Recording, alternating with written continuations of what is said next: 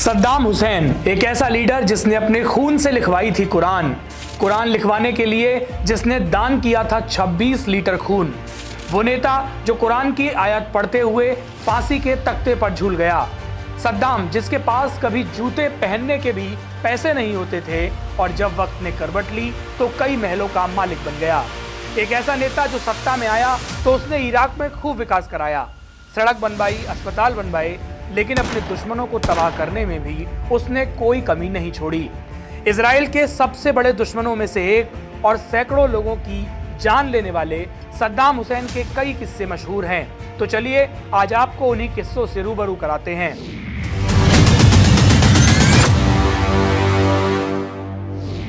सद्दाम हुसैन ने 1990 के दशक में अपने खून से कुरान लिखवाई थी। द गार्डियन की रिपोर्ट के मुताबिक सद्दाम ने अल्लाह के प्रति कृतज्ञता जताने के लिए 2 सालों तक अपना 26 लीटर खून देकर उसे स्याही के रूप में प्रयोग कराकर कुरान के सभी 114 अध्यायों को 605 पन्नों में लिखवाया था। इन सभी 605 पन्नों को लोग देख सकें, इसके लिए इन्हें शीशे के केस में सजा कर रखा गया। सद्दाम हुसैन की जीवनी लिखने वाले कौन कफलिन ने भी ब्लड कुरान के बारे में लिखा है। ब्लड कुरान के नाम से चर्चित इस कुरान को बगदाद की एक मस्जिद में रखा गया है। 2006 में सद्दाम को फांसी दिए जाने के बाद इस कुरान को सार्वजनिक करने पर रोक लगा दी गई थी। सद्दाम हुसैन का बचपन काफी मुफलिसी में गुजरा था, इसीलिए वो अपनी तमाम जिंदगी को शानदार ढंग से जीना चाहता था। सद्दाम हुसैन बड़े बड़े महल बनाने का शौकीन था। साथ ही सद्दाम ने अपनी जिंदगी में कई मस्जिदें भी बनवाईं। एक मुख्य मस्जिद जिसका नाम उम्मीद अल मारिक रखा गया, इसे सद्दाम ने 2001 में तामीर कराया, जिसकी खास बात यह थी कि इसकी मीनारों पर उन मिसाइलों को लगाया गया था जिनका प्रयोग खाड़ी युद्ध के दौरान इजराइल के खिलाफ किया गया। ऑपरेशन डेजर्ट स्टॉर्म जो 43 दिनों तक चला था, इसीलिए इसकी मीनारों को 43 मीटर ऊंचा रखा गया। सद्दाम हुसैन के महल में फुब्बारों और पानी की हमेशा भरमार रही।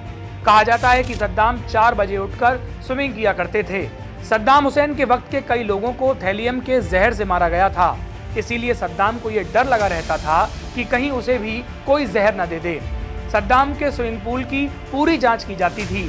कहा जाता है कि सद्दाम हुसैन के पास 20 से ज्यादा महल थे। इन सभी महलों में 3 वक्त का खाना बनता था, चाहे सद्दाम उस वक्त वहां मौजूद हो या फिर नहीं। कहा जाता है कि मार्च 1982 में सद्दाम ने अपने ही एक मंत्री को मौत के घाट उतार दिया था। सद्दाम पर लिखी किताब द सीक्रेट लाइफ में लिखा गया कि सद्दाम का कहना था कि मंत्री भ्रष्टाचार में लिप्त थे। मंत्री ने सद्दाम को सलाह दी कि सद्दाम अपनी जगह किसी दूसरे को राष्ट्रपति बना दें, जिससे ईरान इराक युद्ध में समाप्ति हो सके। माना जाता है कि स्वास्थ्य मंत्री की ये बात काफी बुरी लगी। स्वास्थ्य मंत्री ने ये बात एक मीटिंग में कही थी। उस वक्त सद्दाम ने कुछ नहीं कहा, लेकिन बाद में वो स्वास्थ्य मंत्री को अपने साथ कमरे में लेकर गए। गोली चलने की आवाज आई और सद्दाम अकेले कमरे से बाहर आए।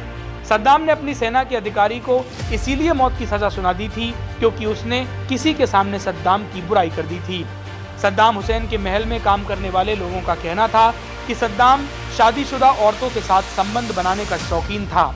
इसके जरिए सद्दाम उन मर्दों को नीचा दिखाता था जिनकी वो औरतें पत्नियां होती थीं, और इसकी जिम्मेदारी सद्दाम ने अपने निजी अंगरक्षक कार्ल हना जेन को सौंप रखी थी। जेन सद्दाम के रसोइये का बेटा था। सद्दाम के खाने को सबसे पहले वही चखा करता था। सद्दाम का मानना था क्योंकि अंगरक्षक रसोइये का बेटा है, इसीलिए रसोइया कभी भी उसके खाने में जहर नहीं मिलाएगा। ब्रिटेन और अमेरिका ने इराक पर सामूहिक विनाश का हथियार रखने का आरोप लगाया, लेकिन इराक ने इससे इनकार कर दिया। इसके बाद 2003 में अमेरिका और ब्रिटेन की संयुक्त सेना ने इराक पर हमला बोल दिया और सद्दाम को गिरफ्तार कर लिया गया, और इसी के साथ इराक में सद्दाम के शासन का अंत हो गया। सद्दाम को 13 दिसंबर 2003 को तिर्कित के नजदीक अदटार से पकड़ा गया। जब सद्दाम के केस की अदालती कार्रवाई चल रही थी तो उसकी सुरक्षा में 12 अमेरिकी सैनिक तैनात रहते थे, जिन्हें सुपर 12 कहा जाता था। इन सुपर 12 सैनिकों के सद्दाम के साथ अच्छे संबंध बन गए थे। इन्हीं में से एक सैनिक ने बाद में सद्दाम पर एक किताब लिखी और बताया कि जब उन 12 सैनिकों ने सद्दाम को फांसी देने वालों के हवाले किया तो उन सभी अमेरिकी सैनिकों की आंखों में आंसू थे। ईरान में जो भी सर सद्दाम के खिलाफ उठा उसे काट दिया गया, लेकिन सद्दाम से भी ज्यादा खौफ इराक में सद्दाम के बेटों का हुआ करता था। सद्दाम हुसैन के दोनों बेटे पूरे इराक में अपने पिता के मुखालफिनों को चुन चुन कर मौत की सजा देते थे। इराक के मशहूर खिलाड़ी रायद अहमद ने सद्दाम के बेटे उदय हुसैन की क्रूरता का किस्सा बताया। उदय हुसैन उस वक्त इराकी ओलंपिक कमेटी और इराकी फुटबॉल एसोसिएशन के अध्यक्ष थे। उदय हुसैन खिलाड़ियों की गलतियों पर सजा देने के लिए कुख्यात थे। अगर किसी खिलाड़ी से पेनल्टी मिस हो गई या खेल मैदान में उसने रेड कार्ड दिखाया या उसका प्रदर्शन उम्मीद से कमतर रहा तो उन खिलाड़ियों को बिजली के झटके दिए जाते थे। उन्हें मल वाले पानी में नहाने के लिए मजबूर किया जाता था और यहाँ तक कि फांसी भी दे दी जाती थी। रायद ने बताया वह जो चाहते थे वो करते थे क्योंकि वे सद्दाम के बेटे थे।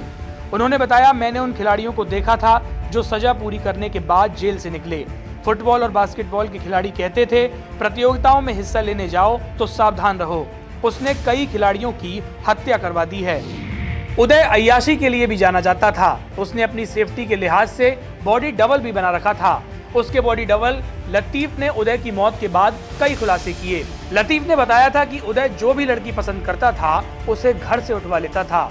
उदय की मौत के बाद उसके बॉडी डबल लतीफ ने एक इंटरव्यू में बताया था कि एक बार उदय एक शादी में गया जहां उसे दुल्हन पसंद आ गई। उदय ने उसके साथ सुहागरात मनाने की जिद की और उसे उठवा लिया। उसने होटल में दुल्हन का रेप किया जिससे आहत होकर दुल्हन ने होटल की छत से कूदकर आत्महत्या कर ली। पर तानाशाह का बेटा होने के चलते उदय के खिलाफ किसी ने कोई आवाज नहीं उठाई। अमेरिका ने इराक पर केमिकल वेपन्स रखने का आरोप लगाते हुए साल 2003 में इराक पर हमला कर दिया। इसी दौरान 22 जुलाई 2003 को उदय अपने भाई समेत वहां मारा गया। वहीं सद्दाम हुसैन को कैद कर लिया गया जिन्हें 30 दिसंबर 2006 को फांसी पर लटका दिया गया। नमस्कार, मैं हूं मानक गुप्ता। अगर आपको हमारा ये वीडियो पसंद आया हो तो इसे लाइक और शेयर जरूर करें और हाँ, हमें सब्सक्राइब और फॉलो करना ना भूलें ताकि आप देश और दुनिया की कोई खबर मिस ना करें। तो जुड़े रहिए हमारे साथ और देखते रहिए न्यूज़ 24।